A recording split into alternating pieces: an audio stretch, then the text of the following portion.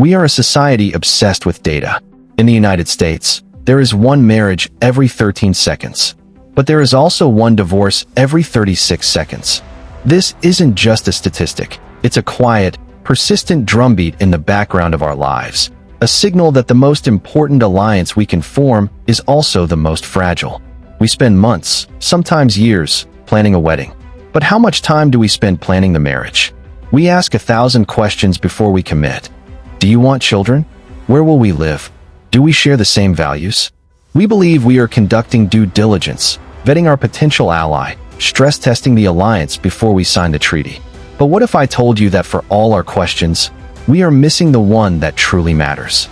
The one question that acts as a diagnostic tool, a stress test so powerful it can illuminate the hidden fault lines in a relationship before they ever have a chance to fracture. A question that is almost never asked, but that holds the key to everything. This is not a story about finding the right person. This is a story about finding the right question. To understand the power of this one question, we must first analyze the fundamental reason most alliances fail. It is not a lack of love. It is not a lack of passion. If you read thousands of accounts from divorced people, if you listen to the echoes in the graveyards of dead marriages, you will not find people saying, "I wish we hadn't loved each other so much." The common thread, the ghost that haunts almost every story of collapse, is something else. It is the slow, corrosive decay that comes from a fundamental misalignment in how two people handle one thing: adversity. A marriage is not a highlight reel. A marriage is a long, arduous campaign, fought together against the relentless, unpredictable forces of life. Sickness, financial hardship, disappointment, loss. These are not possibilities. They are certainties. They are the enemy incursions that are guaranteed to happen. The success of the alliance is not determined by how you celebrate your victories, but by how you fortify your defenses and fight together when the walls are breached. We spend our dating lives in a state of peacetime. We showcase the best version of ourselves. We present our strengths, our successes, our curated public image. We are two nations showing each other our victory parades. But we almost never show each other our war room. We never run a simulation of what happens when things go wrong. And that is why we are asking the wrong questions. What are your dreams? What makes you happy? These are peacetime questions. They test for compatibility in the sunshine, but they do not test for resilience in the storm. But this is where everything takes a turn. The search for the right question led researchers, therapists, and sociologists down a rabbit hole. They analyzed data from thousands of couples. They looked for patterns, for the one variable that had the highest predictive power for long-term success. They looked at shared hobbies. The correlation was weak. People can be happy with partners who have completely different interests. They looked at sexual chemistry.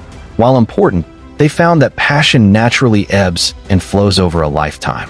It was not a reliable indicator of a 50-year alliance. They looked at shared values. This was closer. A fundamental alignment on core beliefs is critical. But even couples with identical values were falling apart. It was a piece of the puzzle, but it was not the whole picture. There was something missing, a deeper layer. And what happened next shocked even the experts. The answer did not come from studying happy couples. It came from studying unhappy ones. By reverse engineering the collapse, by performing a post-mortem on failed alliances, they began to see the hidden variable. It wasn't about what the couple had in common. It was about how they handled what they didn't have in common. It was about their protocol for conflict. Every couple fights. Conflict is a given.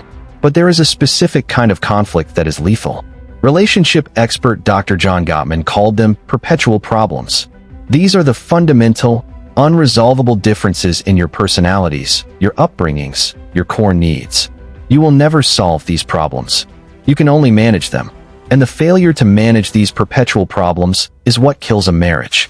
It is the slow, grinding death by 1,000 arguments about the same thing, over and over again.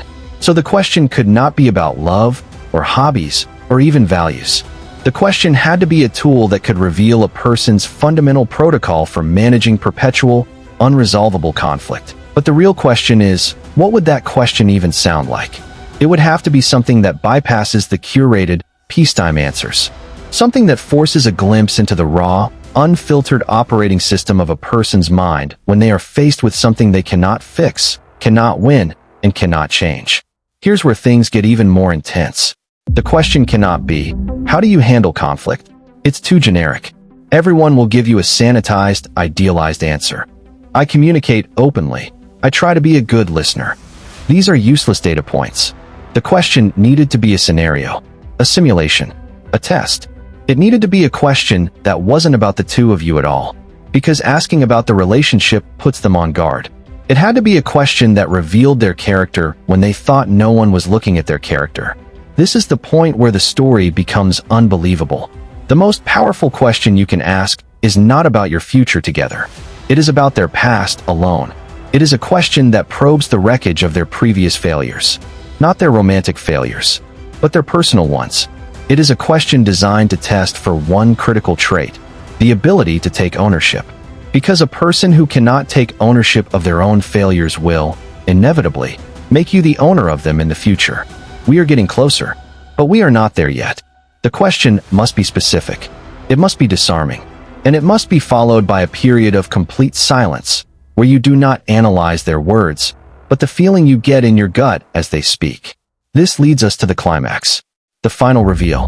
After all the research, after analyzing thousands of stories of heartbreak and success, after understanding that the core predictor of a lifelong alliance is the ability to manage conflict and take ownership, we arrive at one single, powerful query. It is not a question you ask on the first date. It is a question you ask when the alliance is being seriously considered, when you are standing at the precipice of a lifelong treaty. The most important question to ask before you get married is this. Tell me about a time you let someone down, someone you cared about, a friend, a family member, a colleague. Tell me about a time you failed them and what you did about it afterward. And then, you listen. This question is a master key. It is a psychological diagnostic tool of immense power, and it works on multiple levels. First, it bypasses all the rehearsed answers about relationships. It is a question about personal integrity, about character. Second, it tests their capacity for self-awareness and accountability. A person who cannot think of a single time they've let someone down is a person living in a state of profound delusion. They are a walking red flag. They lack the self-awareness necessary for a true partnership. A person who blames the other party, well, I let them down, but they really deserved it because, is revealing a defensive protocol. They are showing you, right now, that their operating system is designed to deflect responsibility. But a person who can sit with the discomfort of that question, who can look you in the eye and recount a story of their own failure, a story where they are the villain, not the victim, a story where they can articulate the pain they caused another person, and then, crucially, explain the concrete steps they took to try and make it right, or what they learned from the failure to ensure it would never happen again. That person is giving you the most valuable intelligence you will ever receive. They are showing you their protocol for repair. They are demonstrating that they have the capacity to take ownership, to feel remorse, and to do the hard work of reconciliation. They are showing you that when they inevitably fail you, because they will, as you will fail them, they have the tools and the character to help rebuild the alliance. The story they tell is not the answer. Their relationship with that story is the answer. You are not listening for the details of the failure. You are listening for the presence of humility.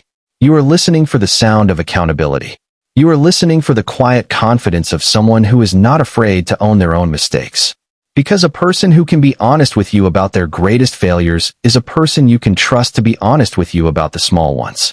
They are a person you can go to war with, because you know they will not abandon you in the trenches or blame you for the battle. And the truth is, this story isn't finished yet. This question is not a magic bullet. It is a diagnostic tool. The data it provides must be considered alongside everything else you know. But it is a powerful first step in stress testing the most important alliance of your life, shifting the focus from the fantasy of peacetime to the hard-won reality of a partnership that is built to last.